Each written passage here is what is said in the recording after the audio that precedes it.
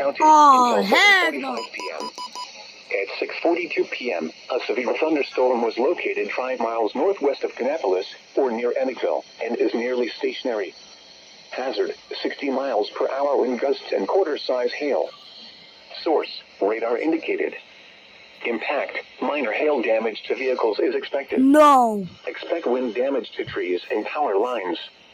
Locations impacted. Another one issued by Greenville, Spartanburg. Heck no. Tuttle Creek Reservoir. Brief damaging winds will blow down trees and power lines over small areas. A brief period of large hail is also possible. Seek shelter inside an interior room.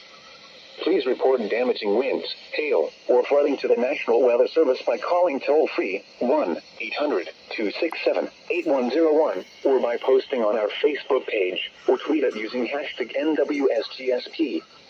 Your message should describe the event and the specific location where it occurred. Repeating, a severe thunderstorm warning has been issued until 7:45 Why do I keep p.m. getting for the these, following you all? counties in North Carolina: Cabarrus, Iredell, and Grand.